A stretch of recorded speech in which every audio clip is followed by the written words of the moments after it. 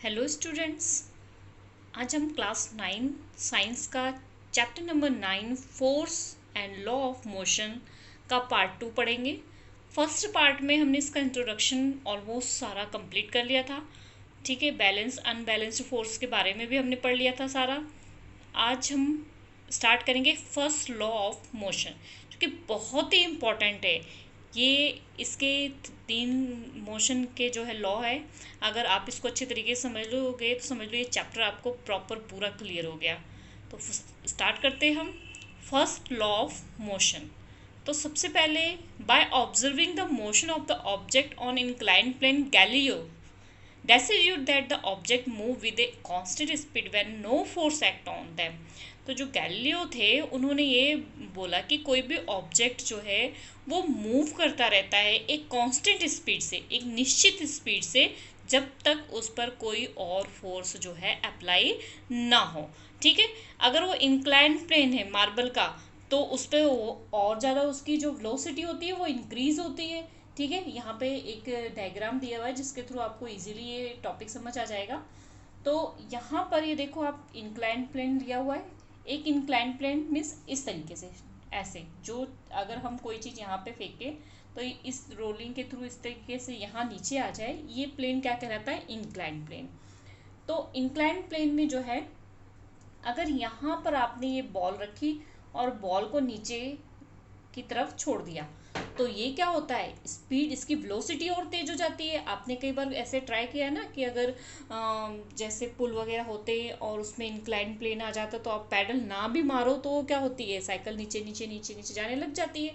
ठीक है, तो वहाँ पे उसकी वेलोसिटी क्या हो जाती है? इंक्रीज हो जाती है। ठीक है, अगर सेम हमने इसी के एंगल का, सेम जितना एंगल इसका है, सेम एंगल का दूसरा इंक्लाइन प्लेन अगर इसके पास में कर दें तो ये जो बॉल आ रही है यहाँ पर हिट करके फिर से ये ऊपर उतनी ही डिस्टेंस पर जाने की कोशिश करेगी।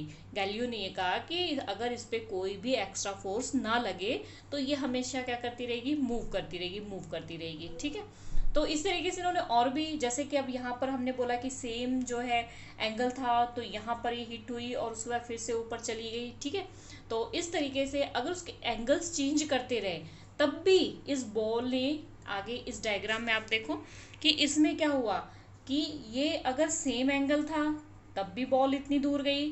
ठीक है, फिर दोबारा ये एंगल चेंज करके यहाँ तक गई, तीसरे एंगल पे भी चेंज करके अगर वो प्लेन हो गया तो भी वो इतनी डिस्टेंस पे गई।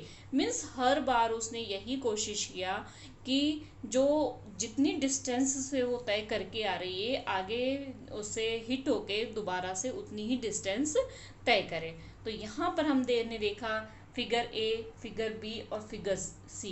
तो फिगर ए में हमने देखा कि डाउनवर्ड मोशन, फिगर ए में क्या था हमारा? डाउनवर्ड मोशन था। ठीक है, और फिगर बी में क्या था? Upward motion. यहाँ पे आप देखो,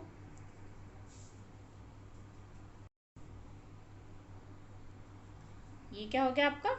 ए में डाउनवर्ड मोशन, यहाँ पर बॉल आपको क्या दिख रहा है?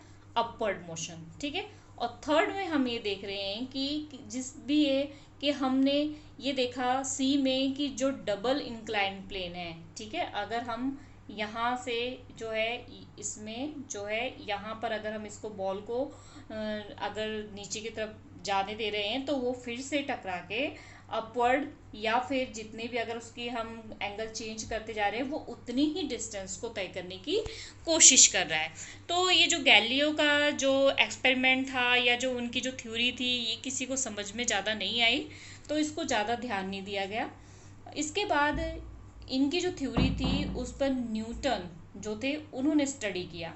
न्यूटन जो थे उन्होंने इनकी गैलीलियो की थ्योरी पर स्टडी किया। तो Newton further study Galileo ideas on the force and the motion and presented 3 fundamental laws that the governor the motion of the object. तो जब न्यूटन ने इनके स्टडी किया, इनके जो भी इन्होंने बताया, तो इन्होंने, न्यूटन ने मोशन को अपनी तरीके से 3 फंडामेंटल लॉ दिए जिससे उसको पूरी तरीके से अच्छे से समझाया जा सका।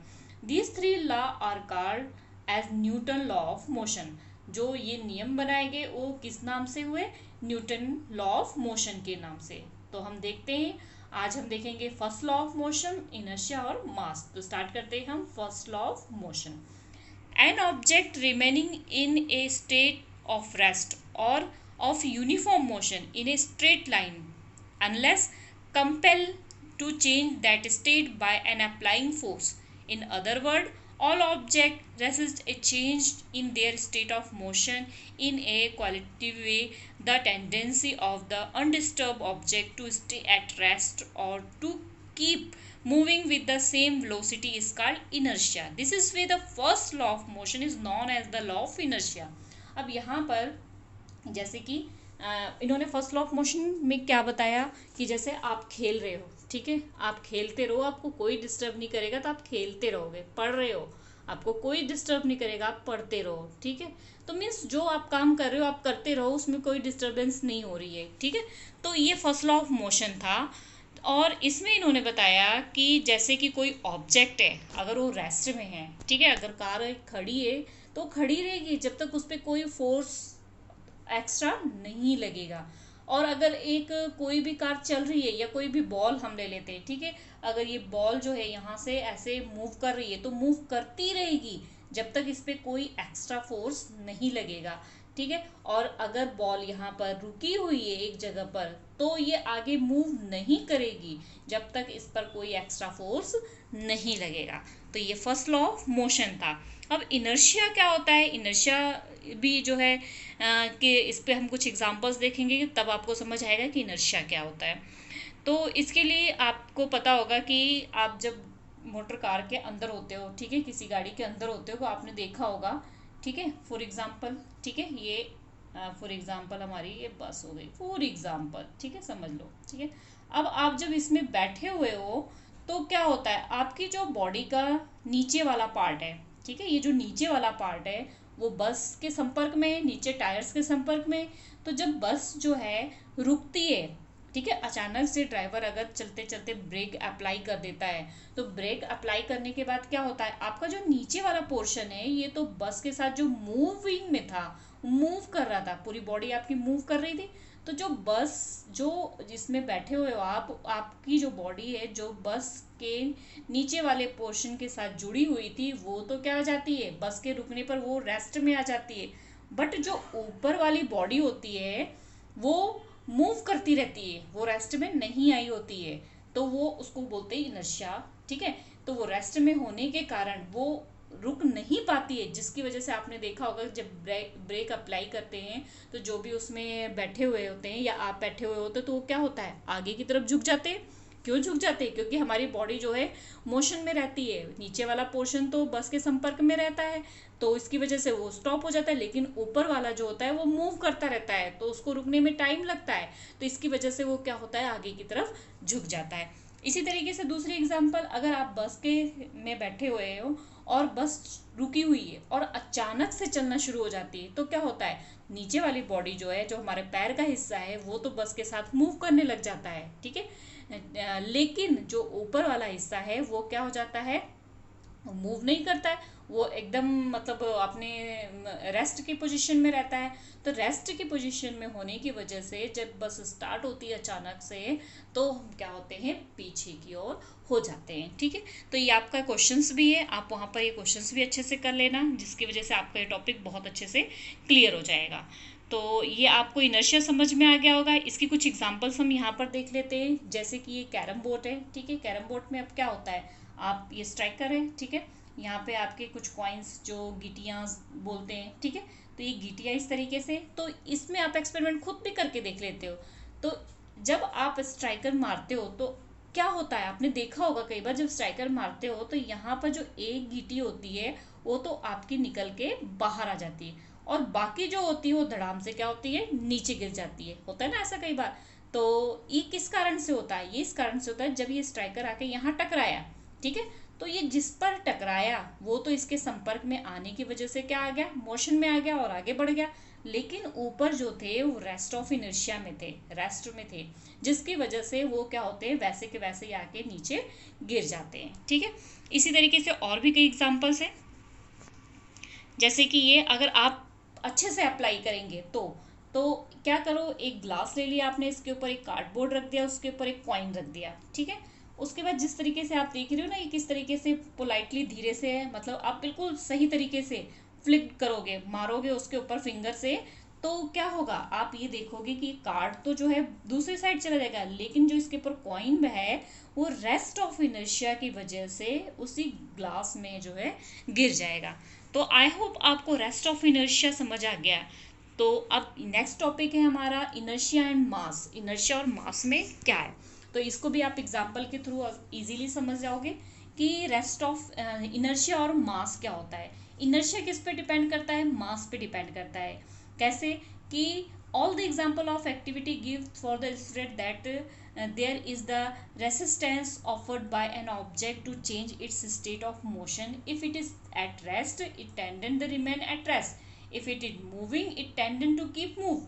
आपने पिछले एग्जांपल्स में देख लिया कि अगर वो मूव कर रहा है तो मूव ही करता रहता है, अगर वो रेस्ट में रहता है रेस्ट में रहता है, ठीक है। तो इस तरीके की प्रॉपर्टी को क्या बोलते हैं, इनर्शिया। तो यहाँ पर आपको इनर्शिया की डेफिनेशंस भी मिल गई है, ये बहुत ही इंपॉर्टेंट है।